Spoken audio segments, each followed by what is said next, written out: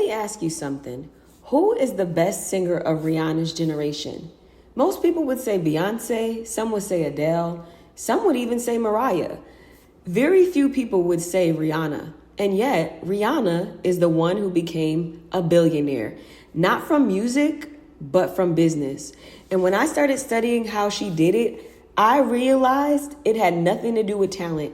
It had everything to do with one psychological insight that most artists, creators, and entrepreneurs never figure out. Attention is transferable. If you understand what that means and how to use it, it will completely change how you think about your audience, your brand, and your money. I'm Quonda Renee. I spent over 10 years studying why people pay attention, why they buy, and how perception creates wealth. Let's decode Rihanna. Here's what most artists do when they get famous. They stay in their lane, they make music, they go on tour, they do brand deals. Maybe they release a fragrance with their name on it. Maybe they do a collaboration with a clothing brand, but they stay close to what made them famous because that feels safe. That feels logical. My fans love my music, so anything close to music feels like the right move. Rihanna looked at her audience and thought about it completely different.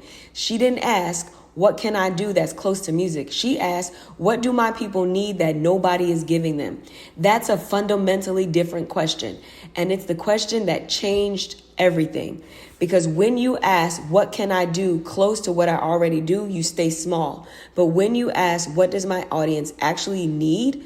You find billion-dollar gaps. And that's exactly what Rihanna found twice. Once in lingerie and the other time in beauty. Two industries that on paper had nothing to do with music, but had everything to do with her audience. That's what attention transfer looks like in practice. She took the trust, the love, the loyalty her music built, and she walked it into completely new categories. Most people think your audience is tied to what you do.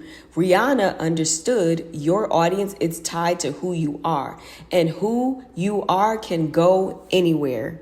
Let's talk about Fenty Beauty specifically, because this launch is one of the most psychological, sophisticated business moves I've ever studied. When Rihanna launched Fenty Beauty in 2017, the beauty industry was not hurting for options. There were hundreds of makeup brands, established, wealthy, with decades of loyal customers. The conventional wisdom said don't enter that market. Too crowded, too competitive. But Rihanna didn't see a crowded market. She saw a market full of women who felt invisible. She launched with 50 foundation shades at the time when the industry standard was about 12 to 15. And I want you to really understand what that decision communicated psychologically. It wasn't just, here are more shades. It was, I see you. You've been walking into stores for years and leaving empty-handed. Not because you didn't buy, but because nobody was making something for you. That ends today. Fenty Beauty made $100 million in its first 40 days. Not because it was the most technically advanced makeup, but because millions of women felt seen by a brand for the first time. That's mirror psychology. People don't buy products. They buy the feeling of being seen. And Rihanna gave that feeling to an entire group of women the industry had been ignoring for decades. Now think about your own brand for a second. Who in your market feels invisible? Who is being underserved? Who has been looking for something that nobody is making for them yet? Because that gap, that's where billion-dollar brands are built. Rihanna didn't invent makeup. She found the people the makeup industry forgot, and she made something specifically for them. That's not just good for business. That's psychologically a genius. Now let's talk about Savage X Fenty, because this is where Rihanna's business thinking gets even more sharper. When she launched Savage X Fenty, she was going up against Victoria's Secret, which at the time was the undisputed dominant force in lingerie. Their annual fashion show was a cultural event. Millions of viewers, the most famous supermodels in the world, one very specific standard of beauty: thin, tall, one body type. And again, millions of women looked at the standard and didn't see themselves. Now, here's what most people would have done. They would have tried to compete with Victoria's Secret on their terms. Better quality, better price, better marketing. Rihanna didn't do that. She didn't compete at all. She created a completely different version of what lingerie could mean. Every body type on that runway, every skin tone, every size.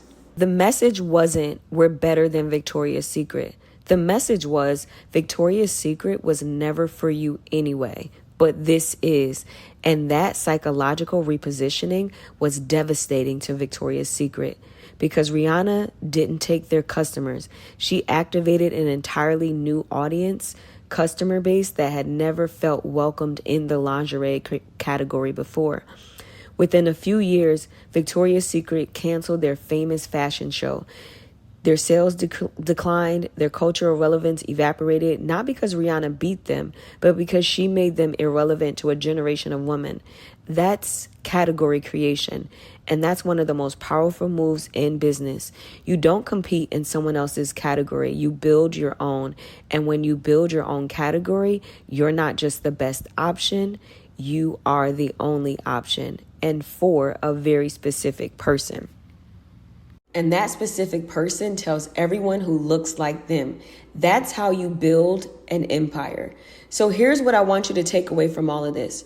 Rihanna's $1 billion success has very little to do with being a celebrity. It has everything to do with understanding three things. First, attention is transferable.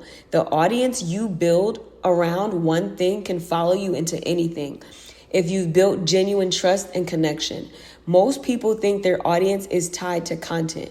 Rihanna proved that your audience is tied to you. Second, the most powerful brands make people feel seen, not impressed, not entertained, seen. There's a difference between a brand people like and a brand people feel represented by. Fenty Beauty didn't just get customers. It got evangelists, people who told every woman in their life, you need to try this because it finally made something for us. The word of mouth is worth more than any advertising budget. Third, don't compete, create. Find the gap, find the people who feel invisible, build something specifically for them, and stop trying to be better than your competition. Start making your competition irrelevant. Those three things built Rihanna's $1 billion empire. And those same three things are available to any entrepreneur, creator, or brand willing to think at that level. Rihanna understood something that I think about every single day. Your audience is your most transferable asset. The attention people give you, the trust they extend to you, that doesn't belong to any one thing you do. It belongs to who you are, and who you are can go anywhere. The question is, are you using your attention to build something that lasts, or are you leaving it on the table? That's what this channel is about. Every week, I decode the psychology behind the most successful brands and influential people in the world and show you what it means for you in business. If this gave you a new way of thinking, subscribe because we're just getting started. And if you're someone who already has an audience or influence but feels like you should be making more from it, I do strategy sessions where I help map out exactly where your attention is leaking and how to build a system around it.